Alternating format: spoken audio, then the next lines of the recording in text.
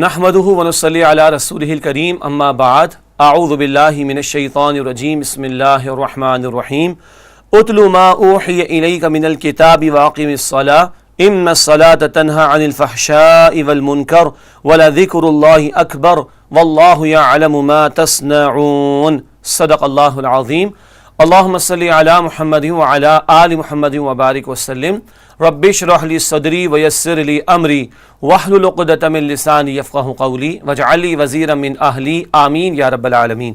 ناظرین کرام السلام علیکم ورحمۃ اللہ وبرکاتہ۔ مضامین قرآن حکیم کا بیان جاری ہے اور انشاءاللہ آج ہم 21ویں پارے کے مضامین کا مطالعہ کریں گے۔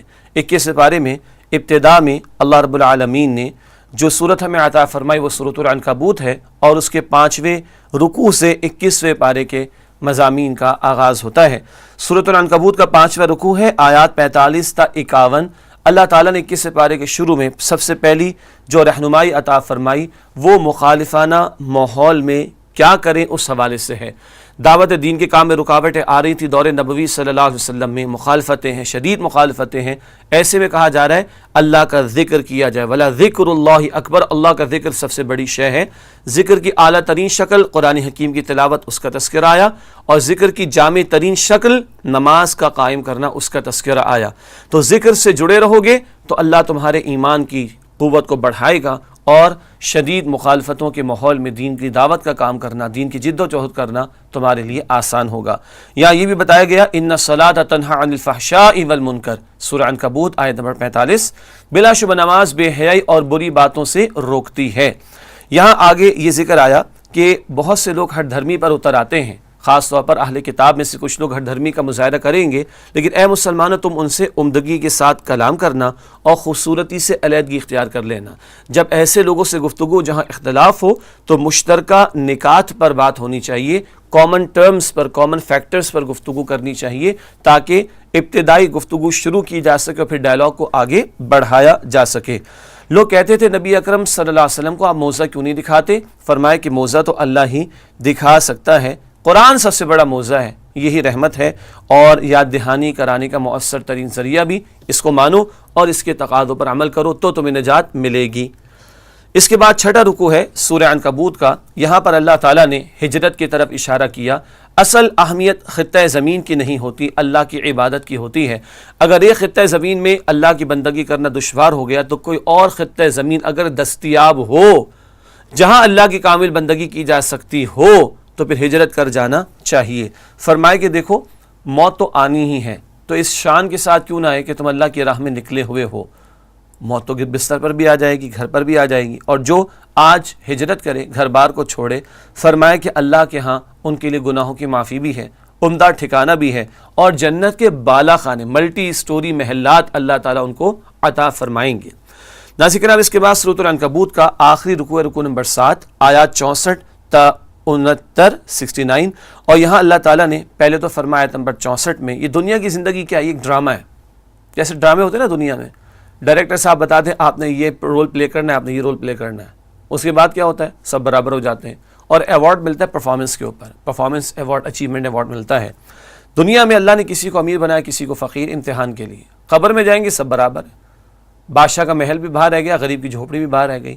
کل نتائج ملیں گے پرفارمنس کی بنیاد پر۔ دنیا میں تم نے زندگی کیسے بسر کی، اس کی بنیاد پر کل آخرت میں فیصلہ ہوگا۔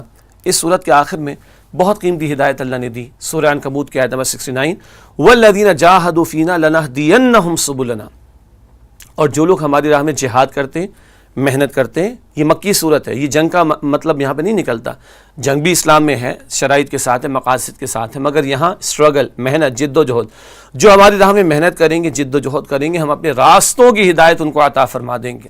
اللہ کا دین سیکھنے کے لیے محنت، اللہ کے دین پر عمل کرنے کے لیے محنت، اللہ کی اطاعت کرنے کے لیے محنت، گناہوں سے بچنے کے لیے محنت، دین کو پھیلانے کے لیے محنت، دین کو غالب کرنے کی جد و جہد، اس کی محنت، یہ سب محنت تم کرو گے تو اللہ فرماتے کہ لَنَهْدِيَنَّهُمْ سُبُلَنَا، ہم انہیں اپنے راستوں کی ہدایت عطا فرما دیں گے۔ اللہ تعالیٰ اپنے ہدایت یافتہ بندوں میں ہم سب کو شامل فرمائے۔ ناظرین کرام سورۃ العنکبوت کے بعد سورۃ الروم کا آغاز ہوتا ہے اور اللہ تعالیٰ نے اس سورت میں اپنی نعمتوں اور قدرتوں کا اظہار بھی فرمایا ہے۔ سورۃ الروم کا پہلا رکوع ہے، آیات 1 تا 10۔ یہاں پر اللہ تعالیٰ نے ایک خوشخبری مسلمانوں کو عطا فرمائی۔ ہوا یہ کہ جب یہ صورت نازل ہو رہی مکی دور ہے تو ایران کے مشرکوں کو روم کے عیسائیوں پر فتح مل گئی تھی. ایک بہت بڑی جنگ ہو رہی تھی, 2 سپر پاورز تھیں. ایران کے مشرک غالب آ گئے تھے روم کے عیسائیوں پر. تو مشرکین مکہ نے کہا دیکھو جی وہ بھی کتاب کو مانتے ہیں عیسائی, وہ ہار گئے, اور تم ہمیں مشرک کہتے تو دیکھو ایران والے بھی مشرک ہیں, وہ تو غالب آ گئے. اس وقت اللہ نے کہا کہ چند ہی سالوں میں رومی دوبارہ غالب آ جائیں گے ایرانیوں پر, اور یہ اس دن ہوگا کہ جس دن ایمان والے خوشیاں منا رہے ہوں گے, یعنی بدر کے دن. ادھر اللہ بدر میں فتح عطا فرمائے گا ایمان والوں کو کفار کے مقابلے میں, مشرکین کے مقابلے میں, اور ادھر رومیوں کو اللہ غلبہ عطا فرمائے گا ایران کے مشرکوں کے مقابلے میں. بہت بڑی شکست ہوئی تھی رومیوں کو, مگر قرآن کہتا ہے چند ہی سال میں غالب آ جائیں گے, اور بالفعل ایسا ہوا. غزوہ بدر میں مسلمانوں کو مشرکین پر کامیابی ملی, اور رومیوں کو اللہ تعالیٰ نے ایرانیوں پر کامیابی عطا فرمائی. یہ قرآن کی پروفیسی تھی, یہ قرآن کی پیشن گوئی تھی. خود قرآن کے نزول کے دور میں ہی یہ پیشن گوئی پوری ہو گئی. اس کے بعد اللہ تعالیٰ فرماتے ہیں کہ اکثر لوگ ظاہر کو دیکھتے ہیں اور حقیقت کو فراموش کر دیتے ہیں اور آخرت سے غافل بیٹھے ہیں. آج جو آخرت کی تیاری کر رہا ہے وہ کامیاب ہوگا, اور جو بدی میں لگا ہوا ہے وہ کل ناکام ہوگا. اس کے بعد سورۃ الروم کا دوسرا رکوع ہے, آیات 11 تا 19. یہاں ذکر آیا کہ قیامت کے دن 2 گروہوں میں اللہ تعالیٰ تقسیم فرما دیں گے لوگوں کو. ایک نیک لوگ ہوں گے, ان کا مقام جنت میں ہوگا. دوسرے مجرم ہوں گے, ان کا مقام مایوسی کا ہوگا, اور جہنم کی آگ میں ان کو ڈالا جائے گا. اس کے ساتھ اللہ تعالیٰ نے اہل ایمان کو تسلی بھی دی اور تلقین فرمائی کہ وہ صبح و شام اور رات دن کے اوقات میں اللہ کی تسبیح کریں. کیوں؟ مشکلات کا دور ہوتا ہے, آزمائشیں آ رہی ہوتی ہیں, تو ایمان اگر مضبوط ہوگا تو آدمی سب کچھ برداشت کر سکے گا. اور اس ایمان کی مضبوطی کے لیے صبح و شام اللہ کا ذکر, اس میں نماز کی طرف بھی اشارہ ہے. اس کے بعد بتایا اللہ ہے جو مردہ کو زندہ فرماتا ہے اور زندہ کو موت دیتا ہے. مردہ زمین کو اللہ زندگی دیتا ہے, مرنے کے بعد تمہیں اللہ ہی دوبارہ زندہ فرمائے گا. اس کے بعد سورۃ الروم کا تیسرا رکوع ہے, آیات 20 تا 27. اللہ تعالیٰ کی بہت ساری قدرتوں اور نعمتوں کا بیان ہے.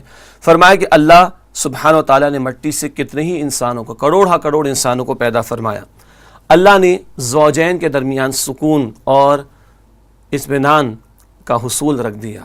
اپنے جوڑوں کے پاس جاؤ, لتسکنوا الیہا, تاکہ تم ان سے سکون حاصل کرو. زمین و آسمان اللہ کی تخلیق کا شاہکار ہیں. اللہ تعالیٰ نے انسانوں کو بہت ساری بولیاں عطا فرمائیں. ایک ہی زبان کا لوتھڑا, کتنی ساری زبانیں اور بولیاں ہیں. اللہ کی قدرت کا شاہکار. فرمائے کہ رات کی میٹھی نیند اللہ ہی تمہیں عطا فرماتا ہے. دن کا اجالا محنت مزدوری کے لیے اللہ ہی تمہیں عطا فرماتا ہے. بارش اللہ ہی برساتا ہے. مردہ زمین کو اللہ ہی زندہ فرماتا ہے. ہر طرح کے نباتات اللہ ہی پیدا فرماتا ہے. زمین پر توازن اللہ ہی نے قائم کیا ہے, اور اسی اللہ کے حکم سے مردے قبروں سے نکل کر اللہ کے حضور پیش ہوں گے قیامت کے دن. اس کے بعد سورۃ الروم کا چوتھا رکوع ہے, آیات 28 سے 40. یہاں پر بتایا گیا کہ اللہ رب العالمین نے انسانوں کی فطرت میں توحید کا درس رکھ دیا ہے. فطرت کی پکار ہے کہ اللہ سے لو لگائے بندہ. اللہ نے بندے کی فطرت میں اس کائنات کی معرفت کی نشانیوں کی طرح توجہ رکھی, اور بندہ کائنات پر اپنے وجود میں غور و فکر کر کے اللہ کو پہچان لیتا ہے. اور فرمایا کہ کچھ لوگ وہ ہیں کہ نیکی کرتے ہیں انہیں خوشی محسوس ہوتی ہے, اور بدی کرتے ہیں تو خلش محسوس ہوتی ہے. یہ باطن کا شعور اللہ نے دیا بامقصد طور پر. نیکی کا بدلہ نکلے گا کل قیامت کے دن, بھرپور بدلہ. بدی کی سزا ملے گی بھرپور سزا قیامت کے دن.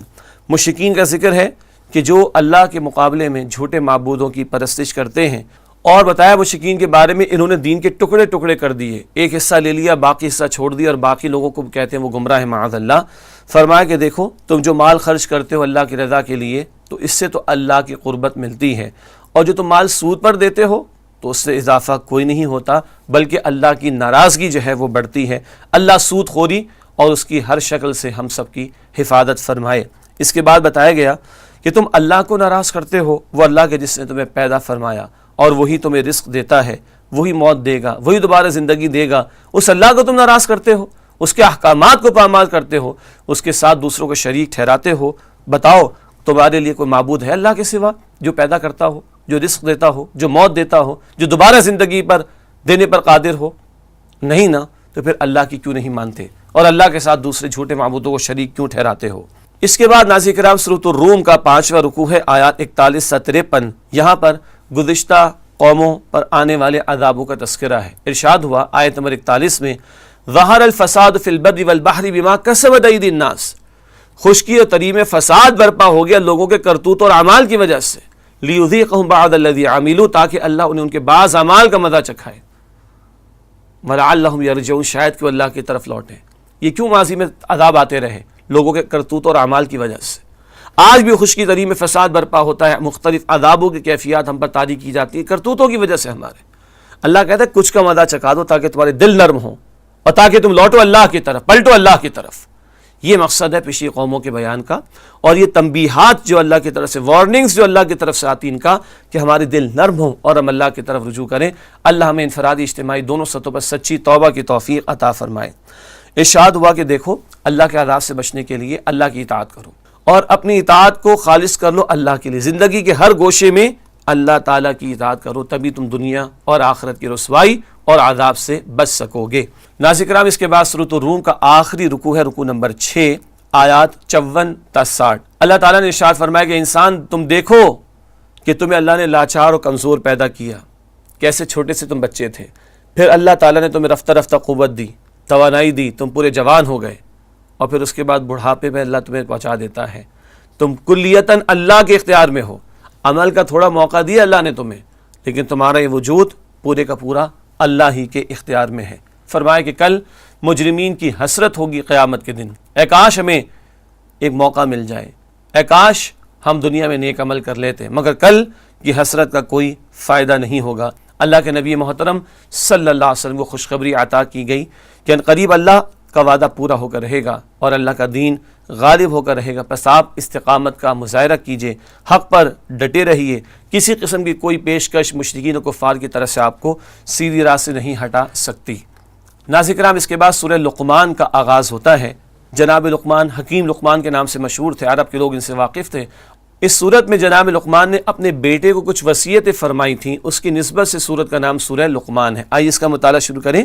پہلا رکوع ہے آیات 1 تا 11۔ یہاں پر اللہ رب العالمین نے اپنے پسندیدہ بندوں کا ذکر کیا۔ اللہ کے محبوب بندے وہ ہیں کہ جن کے لیے قرآن میں ہدایت و رحمت ہے۔ یہ وہ ہیں جو نماز قائم کرتے ہیں، جو زکوٰۃ ادا کرتے ہیں، جو آخرت کی جواب دہی کا پورا پورا یقین رکھتے ہیں کہ ہم نے مرنے کے بعد اللہ کے سامنے کھڑے ہو کر جواب دینا ہے۔ جسے یہ یقین ہوگا اس کو قرآن سے ہدایت ملے گی، جسے یہ یقین ہوگا اس کا عمل بھی درست ہوگا۔ اللہ ہمیں آخرت کا یقین عطا فرمائے۔ اس کے بعد سورہ لقمان کی آیت نمبر 6 ہے، فرمایا کہ وَمِنَ النَّاسِ مَن يَشْتَرِي لَهْوَ الْحَدِيثِ لِيُضِلَّ عَن سَبِيلِ اللَّهِ، لوگوں میں سے ایسا بھی جو کھیل تماشے کی باتیں خریدتا ہے تاکہ اللہ کے راستے سے روکے۔ کھیل تماشے کی باتیں قرآن کے بڑے پیارے الفاظ ہیں۔ ہر دور میں انسان کو غفلت میں لے جانے والی چیزیں کھیل تماشے کی چیزیں ہیں، اور ان کے ذریعے سے لوگوں کو حق کے راستے سے، اللہ کے راستے سے روکا جاتا ہے۔ ان میں مبتلا کر کے لوگوں کو حق کی جستجو اور حق پر عمل سے دور کیا جاتا ہے۔ آج فلمیں ہوں، ڈرامے ہوں، ناچ گانے ہوں، کھیل تماشے ہوں، اب تو فٹ بال کے میچ میں بھی عورتوں کو نچوایا جاتا ہے، کرکٹ کے میچز میں بھی عورتوں کو نچوایا جاتا ہے۔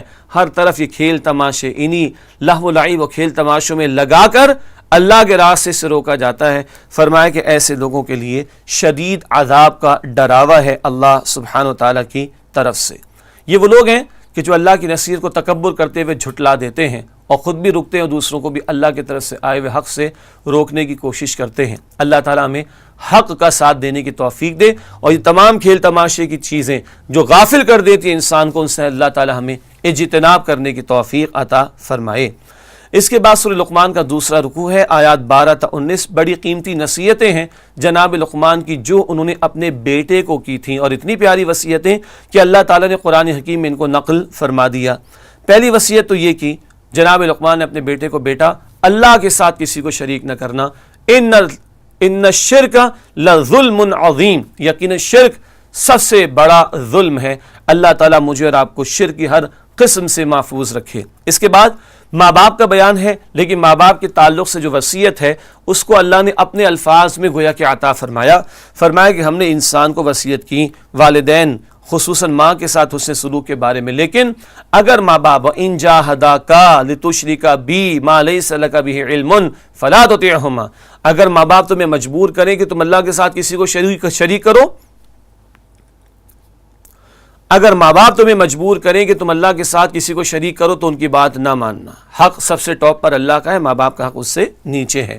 اس کے بعد جناب لقمان اپنے بیٹے سے کہتے ہیں بیٹا کوئی عمل رائی کے دانے کے برابر ہو، کسی مضبوط چٹان میں ہو، آسمانوں کی بلندیوں میں ہو یا زمین کی تہ میں ہو، یاتی بھی اللہ اسے لے آئے گا. اے میرے بیٹے نماز قائم کرنا، اے میرے بیٹے نیکی کا حکم دینا، اے میرے بیٹے بدی سے دوسروں کو روکنا، اور اے میرے بیٹے وَاصْبِرْ عَلَىٰ مَا أَصَابَكَ، جو مصیبت تم پر آئے اس پر صبر کرنا. نیکی کا حکم دو گے، بدی سے روکو گے، یہ دعوت دے کر کھڑے ہوگے تو مشقتیں تو آئیں گی، مخالفتیں تو آئیں گی. وَاصْبِرْ عَلَىٰ مَا أَصَابَكَ، جو مصیبت آئے اس پر صبر کرنا. مزید انہوں نے بیٹے کو وصیت کی بیٹا لوگوں کو حقیر نہ سمجھنا، زمین پر اکڑ کر نہ چلنا، تکبر نہ کرنا، ہر معاملے میں میانہ روی درمیانی راستہ اختیار کرنا، اور بلند آواز سے لوگوں پر غالب نہ آنا. قرآن کہتا ہے کہ سب سے بلند آواز تو گدھے کی آواز ہے. یہ چیخنا چلانا جو آج کل ہم اپنی نشستوں میں دیکھتے ہیں یہ دلیل نہیں ہے. بلند آواز سے غالب آنے کی کوشش کرنا یہ دلیل نہیں ہے. اگر یہ دلیل ہوتی تو سب سے بڑا دلیل والا تو گدھا ہے جس کی آواز سب سے بلند ہوتی ہے. اس کے بعد ناظرین کرام سورہ لقمان کا تیسرا رکوع ہے، آیات 20 تا 30. اللہ تعالیٰ نے اپنی ظاہری باطنی عنایات کا تذکرہ فرمایا کہ بے شمار نعمتیں اللہ تعالیٰ نے بندوں کو عطا فرمائی، مگر بندے اللہ کا احسان نہیں مانتے، اللہ کے ساتھ شریک ٹھہراتے ہیں. کچھ وہ ہیں جو باپ دادا کی اندھی تقلید کر کے ان کے غلط عقائد کو اور رسومات کو ترجیح دیتے ہیں. اللہ کی شان کا بیان، سارے درخت اگر قلم بن جائیں اور 7 سمندروں کا پانی سیاہی بن جائے، سارے درختوں کے قلم بن جائیں، 7 سمندروں کا پانی سیاہی انک بن جائے، اور اللہ کی باتیں لکھنا شروع کی جائیں تو سیاہی ختم ہو جائے گی، قلم ختم ہو جائیں گے، اللہ کی باتیں کبھی ختم نہیں ہوں گی. یہ اللہ کی شان کا خوبصورت بیان ہے. ناظرین کرام اس کے بعد سورہ لقمان کا آخری رکوع ہے، رکوع نمبر 4، آیات 31 تا 34. اللہ تعالیٰ نے بہت اہم ہدایت عطا فرمائی. ڈرو اس دن سے جب بیٹا باپ کے کام نہیں آئے گا، نہ بیٹا باپ کے کام آئے گا نہ باپ بیٹے کے کام آئے گا. ہر ایک اپنا جواب خود دے گا. باپ روٹی کھائے بیٹے کی بھوک نہیں مٹتی، بیٹا انجیکشن لگوا لے باپ کو شفا نہیں ملے گی، باپ روٹی کھائے بیٹے کو بھوک اس کی نہیں مٹتی، اور بیٹا انجیکشن لگوا لے تو باپ کو شفا نہیں ملتی. ہر ایک اپنا جواب خود دے گا قیامت کے دن، کوئی کسی کو نہیں پوچھے گا. فرمایا یہ دنیا کی زندگی تمہیں دھوکے میں نہ ڈال دے، اور بہت بڑا دھوکے باز شیطان تمہیں دھوکے میں مبتلا نہ کر دے. جان رکھو اللہ کی رحمت وسیع ہے مگر اللہ کی پکڑ بھی بہت شدید ہے. 5 باتوں کا خاص علم اللہ کے پاس. قیامت کب آئے گی اللہ ہی جانتا ہے، بارش کب کہاں کتنی برسے گی اللہ ہی جانتا ہے، ماں کے بطن میں جو ہے رحم میں وہ لڑکا ہے کہ لڑکی، اور پھر وہ نیک ہو گیا بد، ذہین ہو گیا کن ذہن، کیا ہوگا یہ سب اللہ ہی جانتا ہے.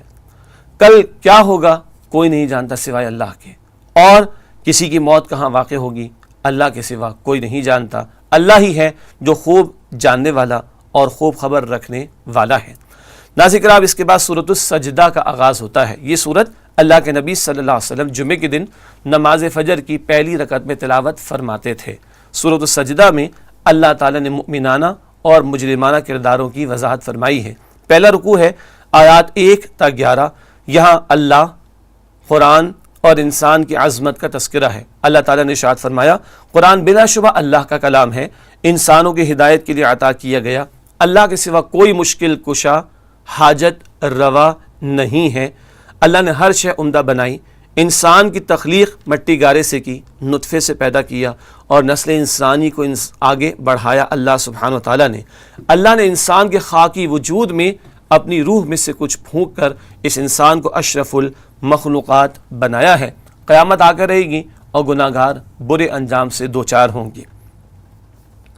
اس کے بعد سورۃ السجدہ کا دوسرا رکوع ہے آیات 12 تا 22. اللہ تعالیٰ فرماتے ہیں مجرم گھٹنوں کے بل گرے پڑے ہوں گے قیامت کے دن، فریادیں کریں گے اللہ ایک موقع دے دے دوبارہ دنیا میں جانے کا، ہم صحیح ہو جائیں گے، ہم سیدھے ہو جائیں گے.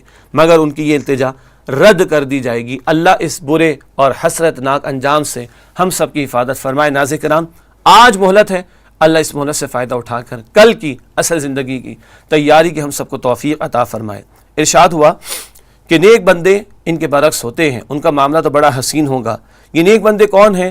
یہ بڑی طلب و تڑپ کے ساتھ اللہ کے احکامات کو سنتے ہیں، اللہ کا ذکر ہر آن کرتے ہیں، تکبر نہیں کرتے، راتوں کو سجدے میں ہوتے ہیں، اللہ اکبر، راتوں کو سجدے میں ہوتے ہیں، خوف اور امید کے ساتھ اللہ کو پکارتے ہیں اور اللہ کی راہ میں مال خرچ کرتے ہیں۔ فرمایا اللہ نے ایسی نعمت ان کے لیے تیار کی گئی، فلا تعلم نفس ما اخفی لهم من قرۃ اعین، کوئی نفس نہیں جانتا کہ اللہ نے اس کے لیے کیا کچھ آنکھوں کی ٹھنڈک میں سے چھپا کر رکھا ہے۔ سبحان اللہ، ان عمل کرنے والوں کے لیے اللہ نے نعمتوں کو پوشیدہ رکھا، اور جس کے بارے میں ایک حدیث میں آتا ہے بخاری شریف کی، اللہ کا کلام ہے، حدیث قدسی ہے، ما لا عین رأت ولا اذن سمعت ولا خطر علی قلب بشر، وہ کچھ اللہ نے جنت میں اپنے نیک بندوں کے لیے تیار فرمایا جو نہ کسی آنکھ نے کبھی دیکھا، نہ کسی کان نے کبھی سنا، نہ کسی کے دل میں اس کا خیال بھی کبھی آیا ہوگا۔ فرمایا کہ دیکھو، فاسق اور مومن برابر نہیں، ایک بادشاہ ہو، اس کی فرما بردار رعایا اور مجرم برابر نہیں ہوتے، تو اللہ کے باغی اور اللہ کے فرما بردار کیسے برابر ہو سکتے ہیں۔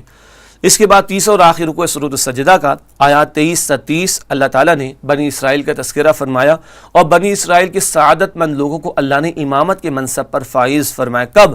جب کہ انہوں نے اللہ کی آیات کا یقین کیا، کلام پر یقین رکھا، اور دنیا سے اپنے آپ کو روکا، صبر عن الدنیا، دنیا میں ڈوبنے اور غرق ہونے سے اپنے آپ کو روکا، اپنے اوقات کو اللہ کی کتاب کی خدمت کے لیے انہیں لگایا، خود کتاب کے سیکھنے سکھانے کے لیے اپنے آپ کو وقف کیا، تو اللہ تعالیٰ نے ان کو دنیا کی امامت عطا فرما دی۔ اللہ ہمیں توفیق دے، ہم دنیا کے بجائے آخرت کے طلبگار بنیں، ہم اللہ کے کلام پر ایمان رکھیں اور اس کے تقاضوں پر عمل کرنے والے بنیں، تو آج بھی اللہ دنیا کی امامت ہمارے قدموں میں ڈال سکتے ہیں۔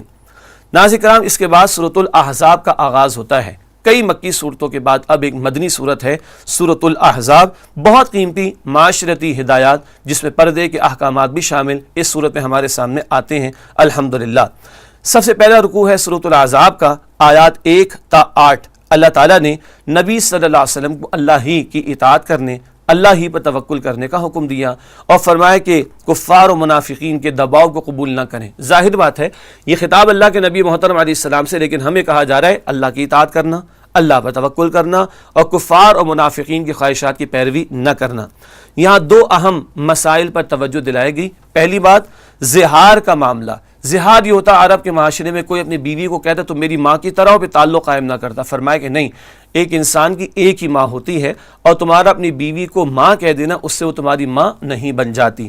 دوسرا مسئلہ بیان ہوا منہ بولے بیٹے کے حوالے سے، فرمایا گیا کہ منہ بولا بیٹا سگا بیٹا نہیں ہوتا، منہ بولے بیٹے کو تم شفقت کے ساتھ پالو، ٹھیک ہے، اچھی بات ہے، لیکن اسے منسوب کرو اس کے حقیقی والد کی طرف۔ یہ بہت اہم بات، یہ جو ایڈاپشن کا معاملہ، منہ بولے بیٹے کا معاملہ، فرمایا کہ دینی اعتبار سے تمہارے بھائی ہیں، مگر اہم بات کیا ہے کہ منہ بولا بیٹا سگا بیٹا نہیں ہوتا، ان کو یعنی منہ بولے بیٹوں کو ان کے حقیقی والد کی طرف ہی موسوم کرو اور منسوب کرو۔ بہت قیمتی آیت آئی سورہ احزاب آیت نمبر 6، النبی اولا بالمؤمنین من انفسہم وازواجہ امہاتہم، نبی صلی اللہ علیہ وسلم اہل ایمان کے نزدیک ان کی جانوں سے بڑھ کر عزیز اور محترم ہیں۔ ہماری جانوں سے بڑھ کر ہمیں محبت ہونی چاہیے اللہ کے رسول مکرم علیہ السلام سے، اور فرمایا کہ وازواجہ امہاتہم، اور نبی علیہ السلام کے ازواج مطہرات امت کی مائیں ہیں۔ ناظرین کرام، اس کے بعد سورۃ الاحزاب کا دوسرا رکوع ہے، آیات 9 تا 20۔ اس رکوع میں غزوہ احزاب پر، غزوہ خندق کے حالات پر تبصرہ ہے۔ 10,000 کفار کا لشکر آ گیا سارے عرب بھر سے، اور مدینہ طیبہ کی چھوٹی سی بستی کو گھیر لیا۔ اللہ کے نبی علیہ السلام نے صحابہ کرام کے ساتھ مل کر خندق کھودی اور مدینہ طیبہ کے دفاع کا اہتمام فرمایا۔ اس موقع پر منافقین کا طرز عمل کیا تھا؟ ان کے دلوں میں خوف طاری ہو گیا، اور یہ کہنے لگے ہم سے تو بڑے جھوٹے وعدے کیے گئے، ہمیں کہا جاتا تھا روم ملے گا اور ایران کی فتح ملے گی، آج تو ہم جو ہے وہ رفع حاجت کے لیے بھی اپنے گھروں سے باہر نہیں جا سکتے۔ انہوں نے بزدلی دکھائی اور دوسروں کو بھی اس محنت سے، جو کہ دین کے غلبے کی جد و جہد والی محنت تھی، انہوں نے روکنے کی کوشش کی۔ یہ تو ہے منافقین کا طرز عمل۔ ایسے مواقع آتے تو جھوٹے دعوے دار جو ہوتے ایمان کے، ان کا اندر کا باطن کھل کر سامنے آ جاتا ہے۔ اس کے بعد سورۃ الاحزاب کا تیسرا رکوع شروع ہوتا ہے، آیات 21 تا 27۔ اس میں بھی غزوہ احزاب کا بیان جاری ہے، تاہم اول اس رکوع کے آغاز میں آیت نمبر 21 مشہور آیت ہے، لَقَدْ كَانَ لَكُمْ فِي رَسُولِ اللَّهِ أُسْوَةٌ حَسَنَةٌ لِمَنْ كَانَ يَرْجُو اللَّهَ وَالْيَوْمَ الْآخِرَ وَذَكَرَ اللَّهَ كَثِيرًا، یقیناً تمہارے لیے اللہ کے رسول صلی اللہ علیہ وسلم کی حیات طیبہ میں بہترین اسوہ، بہترین نمونہ موجود ہے، اس کے لیے جو اللہ اور آخرت کے دن پر ایمان رکھتا ہو اور کثرت سے اللہ کا ذکر کرتا ہو۔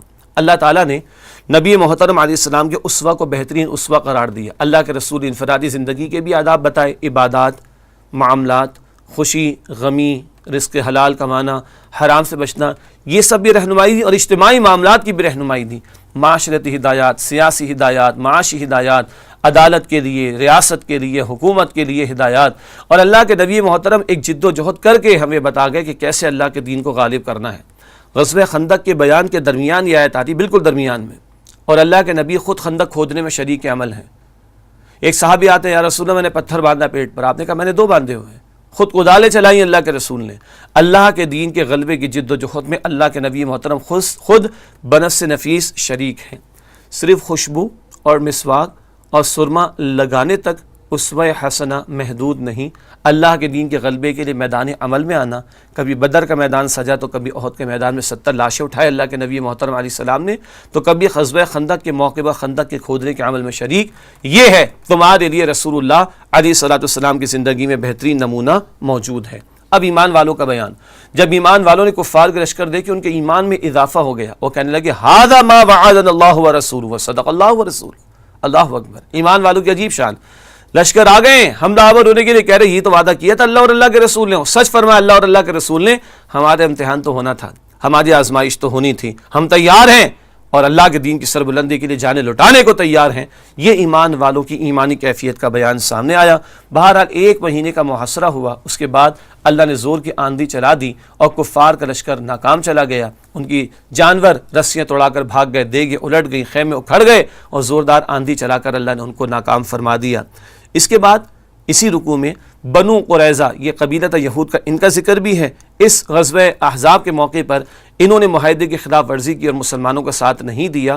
چنانچہ ان کے خلاف اقدام ہوا اور ان کے لڑنے والے قتل کیے گئے، کچھ قیدی بنائے گئے، اور ان کے مال کو مال غنیمت کے طور پر مسلمانوں میں تقسیم کیا گیا. یہ ہے سورہ احزاب کے 30 رکوع کے مضامین کا بیان. اور ناظرین کرام، اسی پر 21 پارے کا اختتام ہوتا ہے. الحمدللہ 21 پارے کے مضامین کا ہم نے مطالعہ کیا ہے. اللہ سے دعا ہے اللہ تعالیٰ اپنے کلام مبین کی باقاعدہ تلاوت، اس کو سمجھنے، اس پر عمل کرنے، اس کے احکامات کے نفاذ کی جد و جہد کرنے، اور اس کے پیغام کو دوسروں تک پہنچانے کی توفیق عطا فرمائے. آمین یا رب العالمین. وآخر دعوانا ان الحمدللہ رب العالمین. والسلام علیکم ورحمۃ اللہ وبرکاتہ.